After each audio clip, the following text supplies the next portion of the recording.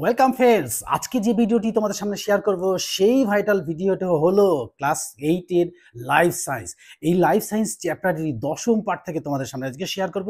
দশম পার্টের 5টা পার্ট আমি তোমাদের সাথে শেয়ার করেছি। আজকে কিন্তু সেই লাস্ট পার্ট, অর্থাৎ আমি প্রমিস করেছিলাম যে এই চ্যাপ্টার থেকে যে সম্ভাব্য কোশ্চেনগুলো পরীক্ষায় আসবে সেই ধরনের কোশ্চেন, বড় কোশ্চেন এবং শর্ট কোশ্চেন সব তোমাদের সামনে শেয়ার করব। শেয়ার করার আগে বলবো যে আমাদের সীমিত সময়, এই সীমিত সময়ের মধ্যেই কিন্তু আমাদের এই পার্টটাকে শেষ করে নিতে হবে। তাহলে কিন্তু আমরা এইবার পুজোতে ভীষণ আনন্দ করতে পারবো।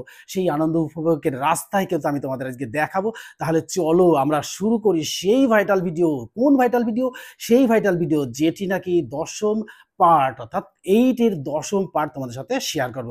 তাহলে চলো আমরা সেই গুরুত্বপূর্ণ বট কোশ্চেন ও শর্ট কোশ্চেনগুলো শেয়ার করি। আর এই গুরুত্বপূর্ণ বট কোশ্চেন ও শর্ট কোশ্চেনগুলো যদি তোমরা আগে থেকে তৈরি করে রাখো তাহলে কিন্তু পরীক্ষায় সফল হবেই হবে। তাহলে চলো সেই সফলতার পথের দিকেই এগিয়ে চলি।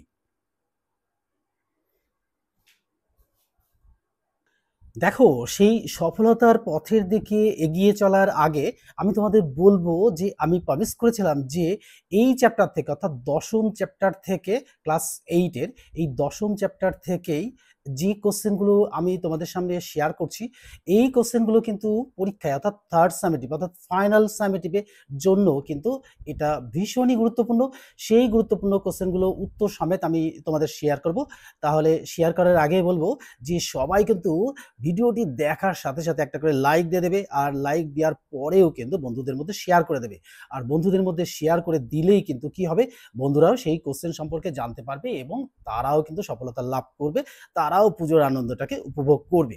দেখো, 1 নম্বর কোশ্চেন দেখো, আমি তার আগে বলছি যে এই জীব বৈচিত্র্য, পরিবেশের সংকট ও বিপন্ন প্রাণী সংরক্ষণ, এই বিপন্ন প্রাণী সংরক্ষণের পার্ট দুটো কিন্তু আমি আগেই শেয়ার করে দিয়েছি। আর এই জীব বৈচিত্র্য ও পরিবেশের সংকট, এর মধ্যে থেকে যে যে ধরনের কোশ্চেনগুলো পরীক্ষায় আসবে সেই কোশ্চেনগুলো কিন্তু তোমাদের সামনে শেয়ার করব।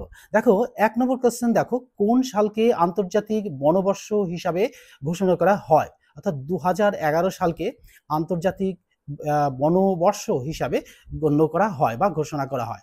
2 নম্বর কোশ্চেন দেখো, আমাদের নিত্য ব্যবহৃত জিনিসের মধ্যে কতগুলি জিনিস আমরা এই বন থেকে পেয়ে থাকি বা পাই?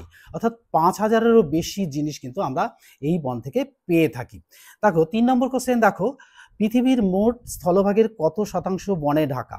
এই পৃথিবীর যত অংশ তার 1/3 কিন্তু এই বনভূমিতে ঢাকা। দেখো, 4 নম্বর কোশ্চেন দেখো, ভারতের মোট স্থলভাগের কত শতাংশ বন? তাহলে কত শতাংশ বনভূমি? অর্থাৎ এই যতটা